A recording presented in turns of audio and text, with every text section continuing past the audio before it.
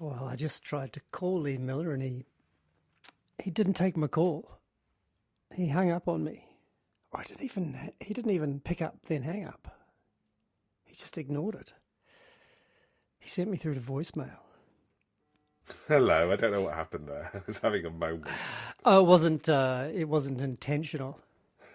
No, it wasn't intentional. I was just having a problem. I was just starting to think, oh, maybe he's dropped me. Maybe he's trying to ghost me. No, I couldn't answer the telephone. That would be a great podcasting relationship, wouldn't it? Just consisting of one person trying to contact the other person and being ignored. Next week. Oh, listen to you. I just choked. I'm fine.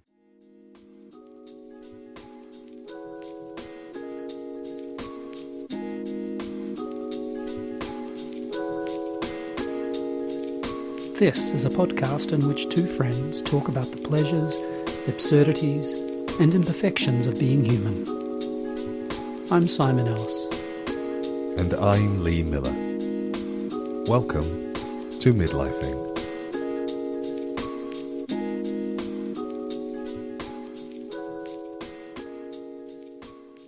What's going on? What's going on in your world?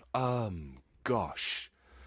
What's going on in my world? I was reflecting that this podcast started in the lockdown and has Autumn of 2020. Yep. Yeah, and has slowly been charting the breakdown of Western civilization.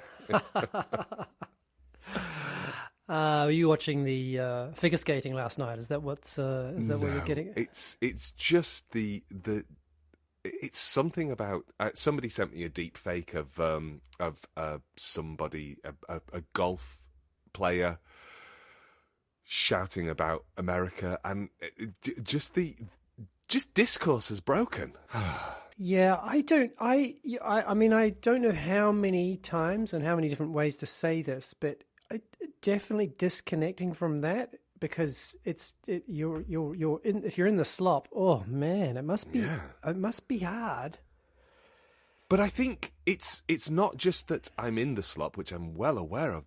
It's the fact that the recognition that everybody else is too, or the vast majority of people are chronically online. Do you think it is the vast majority?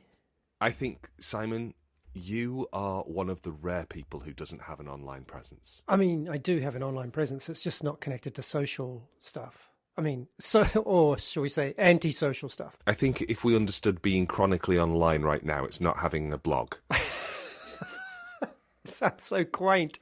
It's so quaint. It really does. It's not even a Substack. No. Where all the Nazis go. Oh. Yeah, it's just that sort of... Yes, I take your point about maybe... But it feels... And I don't want you to hear me being critical, because that's not my intention here. Yeah. It feels like just disconnecting would just be the equivalent of me putting my head in the sand, because it's still going on. Yeah, and I see what that could do. No, I could see what that could do for my mental health in a really positive way. Yeah, I think for sure for your, as you say, your mental health, but also if people aren't engaging with it, it stops. That's a really interesting point. If people stop engaging with it, it stops. I mean, that is the point of creating any of the stuff, whether it's real or deep fake or faked, is for people to look at it. It's to command people's attention, right? That's it. Yeah, I totally agree with you, but it's kind of that's telling people in the 80s to switch off MTV. And I wanted my MTV. I wanted my MTV. Yeah, it's this place where things are shared now, isn't it? It's the equivalent of the marketplace where we would stand and gossip over the leg of lamb or whatever. Is it? I mean, it's not though, is it? It's not the equivalent, because the marketplace, the marketplace, or the market square, or however you want it, was market designed. Square, It was designed for people to to be together, to discuss things, to Yeah. sell, to barter, to trade, to be physically present, all sorts of things. Which none of, I mean, if that's our equivalent. I mean, I know I've heard the argument, I've heard the analogy, I should say, but the idea, for what was Twitter, may have started out with that kind of sense. Yeah. I mean. Yeah. Oh, maybe there's something to resist there. Surely, for a man of excellent resistance capacities like yourself. Oh yeah, yeah. But where do we resist? I mean, on a personal level, I completely take your point and think yes, I could do that. My question is though, where are the places that we go? Where are the third spaces? Where are those places? Because they're not churches, they're not pubs, airports.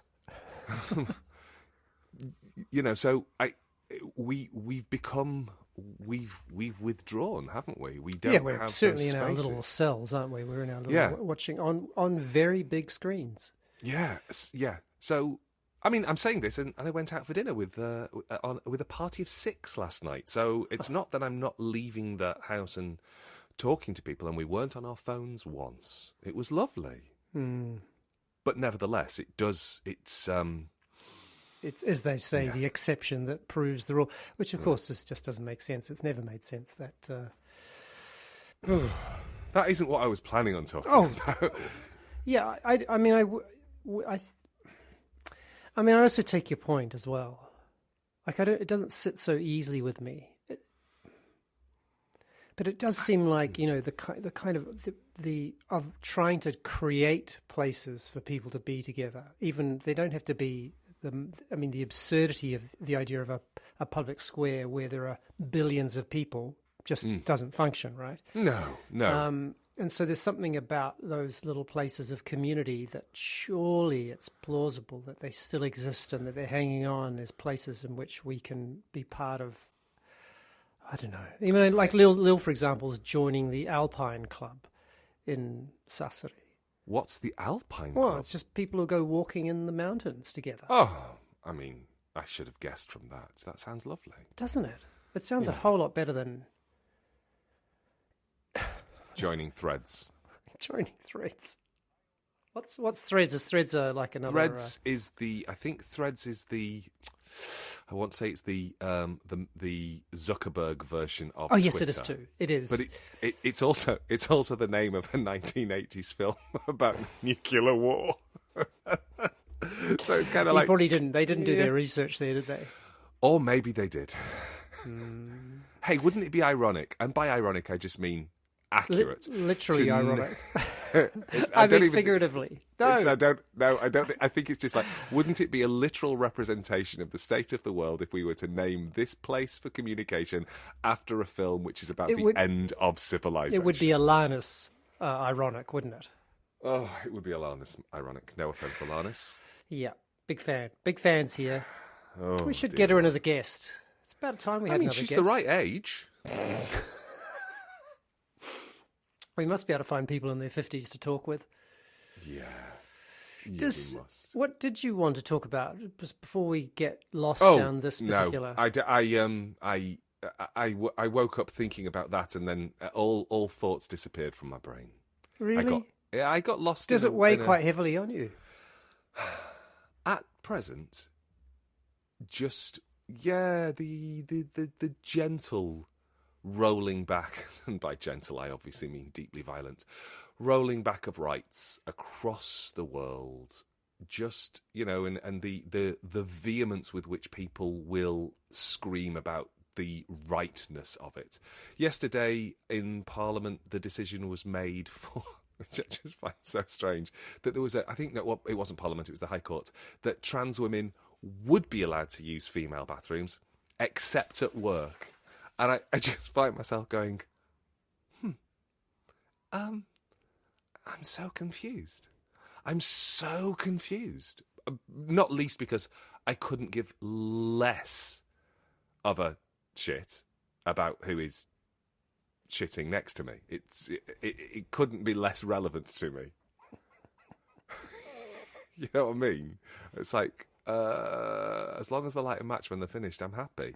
It's just one of those, yeah. So I think it's just does your workplace have matches in your toilet? No, I take them with me. Sure, so that I can... Do you really? No, of course I don't. I just Oh, I was going to say, surely there's a fire. well, did you see when you came to visit? Did you see the sign on the window that said, "Please don't open the window because of the little birds"? Because of the little birds. Yeah, apparently. Apparently, when we leave the window open in the bathroom, little birds fly in and get stuck, and then they're all confused, and the janitorial staff have to rescue them and take them out. So the message from the people who take care of our building is basically deal with the stink of shit. We don't want to upset the sparrows. Which would have been a much better sign. I mean, it would, wouldn't it? Much more transparent. I mean, much like the window. So I don't want to dwell. I don't want to fall down a rabbit hole. I would love you to come and say, "Hey, let's talk about rainbows and puppies." Okay. I've got something here, which I think is. I don't think it's related. It wasn't supposed to be. And yet. But I love this. I love human beings, Lee Miller. Mm-hmm. I think we are hilarious. Here we go. No doubt about that. This is here we are. Logically, I'm quoting here. Logically, learning about the people around you should depend on listening. The less you talk, the more you should discover about a group or the group. But this scientist named Penny Baker, great name, Penny Baker found the opposite. The more you talk, the more you think you've learned about the group. By talking like in this sense, taker and dominating the conversation, you believe you actually come to know the people around you, even though they barely spoke.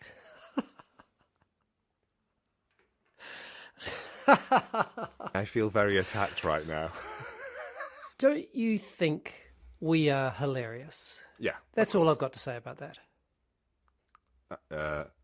I'm not sure I'm going to be able to spin gold out of this because my answer is yes, I think we're hilarious. I do feel quite attacked right now. You feel in the sense that I do talk quite a lot. I try really, really. No, I don't mean that to feel attacked. I'm teasing you, sweetheart. Because I feel fine. not for a second was I No. thinking, oh, this makes me think of this Lee. Is Lee. But I think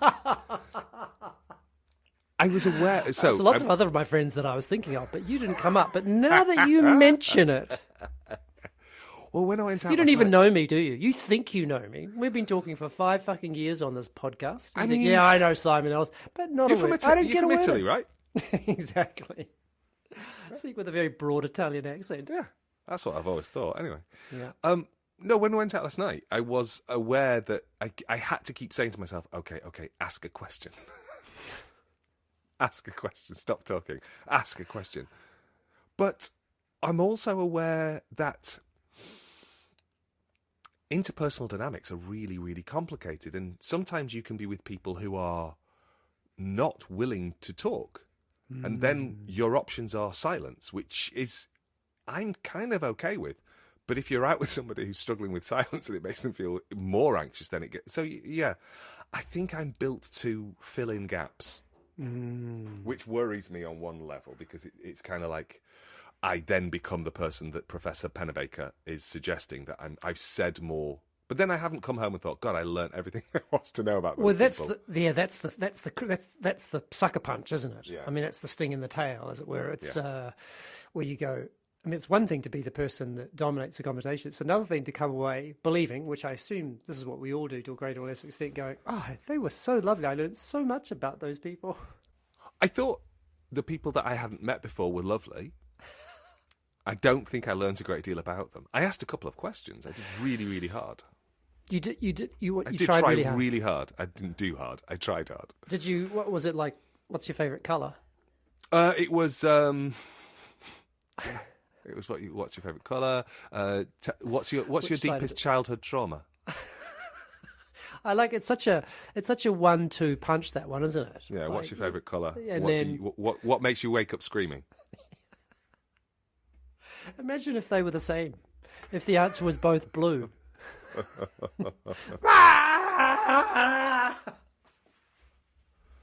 I woke up thinking of blue, like the sky today. Oh my gosh! It feels like for the first time. Well, since January the 1st, somebody has lifted the lid off the Tupperware and let us out. Did you see that place somewhere in Scotland which they had their first bit of sunshine in 22 days or something? That it was the record for the longest period of time without any sunshine. They had Was Aberdeen, I think. I think it was Aberdeen, Yeah. Granite City. I was actually talking to somebody in Aberdeen yesterday, and they were referencing how amazing it was to be able to see the sun. I think it wasn't even that long though. It was quite brief. Yeah. I don't know. I guess when I read that, I thought, I just think we're amazing. The kind of, it's like that thing. What's that kind of joke about if you, if you're at a wedding and everyone's been, saying something to the couple, to the newlyweds immediately after, and it comes your turn, and you've just been hearing everyone say the same things, and instead of saying, "Oh, congratulations," you say, "What do you think your chances of your marriage surviving?" And of course, no one would say that, but they would, of course, in that moment go from the inside, go, 100%, we're deeply in love. Yeah. But if you went across to the wedding next door and said, "Hey, what do you think those chances of the people next door their wedding survive?" They'd be like, 40, 50%. Yeah, like everyone. Yeah. I don't know. I don't know what to say other than the lives we live on the inside and how they are so different from the lives, the way in which we might be seen or how much we understood from the outside, or if we were outside of ourselves. There's something about that I just, I am endlessly entertained and deeply moved by, and also quite confronted by. We're kind of back to topic normal in the them and us, in the intention reception, and in a way, it's not massively dissimilar to where I started. That sense of how we step outside of our own little individual bubble to be able to encounter other people. And then I guess what's been happening recently is it's so much easier to find people whose bubble looks and smells like yours, and so you just let those bubbles agglomerate, and it's like they proliferate and clump together.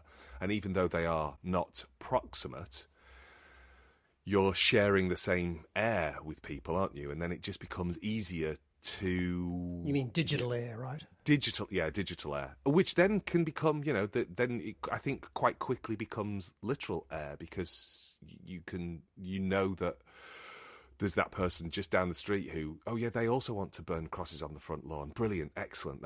I'll hang out with them. And then, two people are burning crosses, and that person across the way who was like, well, I wasn't really that fussed about burning crosses, but God, the flames look amazing. Exactly, and suddenly, you've radicalized people just so much more easily. So I guess it doesn't surprise me that we say stuff and think that we've effectively been listening. Yeah, or how deeply we get things wrong. Oh, and I am probably the guiltiest of getting things deeply wrong. Or let's say that we don't know ourselves. Again, guilty as charged. I'm not. I'm not for a second. I wasn't. Yeah. None of this I'm taking as a personal attack. Well, I hope I'm not, just 'cause that would be a little weird.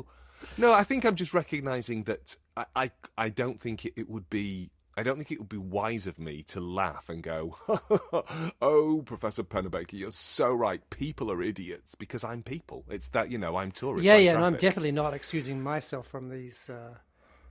Except it does make me. I mean, I guess it comes back to this thing, which is like if I'm so. I mean, I think this is probably the sort of dissonance I feel most strongly, which is, which is to go, well, I believe this. I believe these things about individualism and that we're living atomic lives, and there's something really dangerous about that, and not only personally but also at the level of society.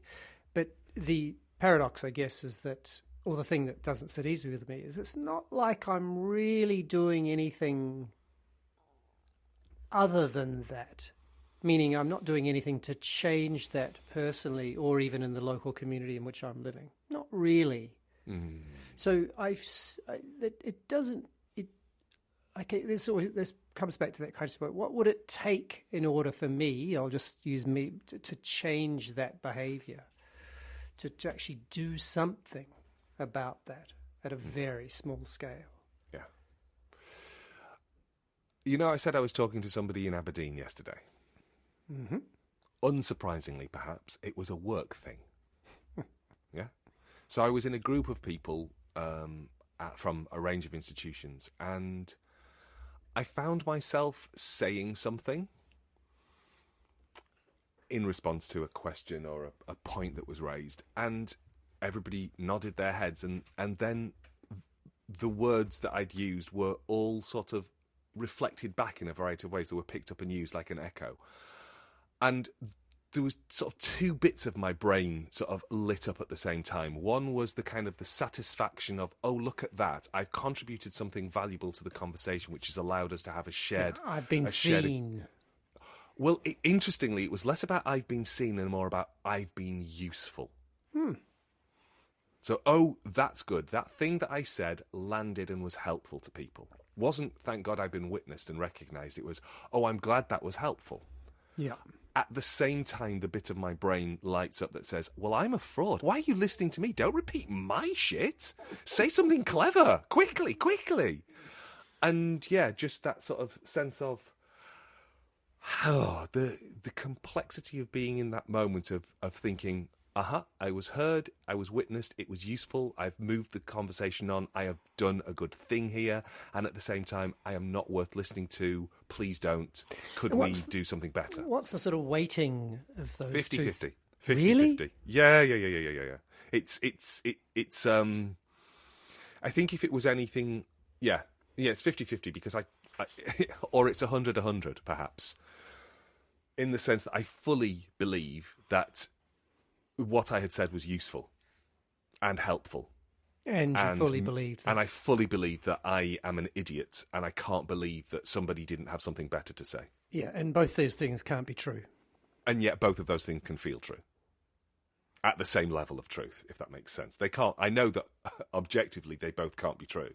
But I also know that I can feel like those are both true in my body at the same time. And in hindsight, on reflection, do you think on reflection which... I was useful? On reflection, I was useful. I wasn't, I was speaking in a territory of which I have experience, of which I know how to work. I know how to utilize the systems that we were talking about. It made sense. It was built upon other people's experience. It wasn't I was plucking something from the air. It was like, well, if we do it like this, historically that and that has happened, and we can build. So it was logical, and it was sensible, and it was coherent. But of course, you never show your workings in those moments. You just sort of say it's this because that's the shorthand of it. But in the moment, I was like, I don't know why anybody would listen to me. This is a ridiculous thing to do. And what's the connection between that and telling that story? I just don't quite follow your thinking between what we were just talking about. That sense of talking, the sense of saying stuff out loud rather than listening. That sense of like, and I've learnt something from this because it's that same, it's not the same, but it's a connected tension of being with, but not being with. So I was kind of present in the moment and contributing to the conversation and being useful at the same time, standing outside of it and going, you should just shush now because you're serving no purpose. It's not quite the same. But I think there's something in it. Yeah, I don't know. Yeah, there's something about I don't know, there's something about the noise there. Something about the noise of that. It's kind of not ruminating. It's more like a side of you, or side of one yelling. Yeah. Like you're not worthy, basically. Yeah, and and maybe this is less to do with the Professor Pennebaker and more to do with the slow descent into the slop. of wider social discourse is that, on some level there is that voice yelling, "You're not worthy," and so therefore you look for the people who tell you that you are.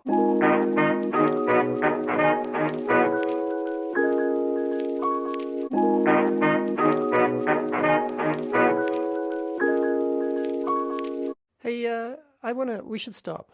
Oh, okay. Right. Oh, do you think? Um, Well, maybe you've got something else to say. no, I Are you a bit unsatisfied by this? am I a tiny little bit unsatisfied? Yeah, and I think I'm mostly with myself. I think I'm back at the 100% certain that we've recorded a podcast and 100% certain that I was shit.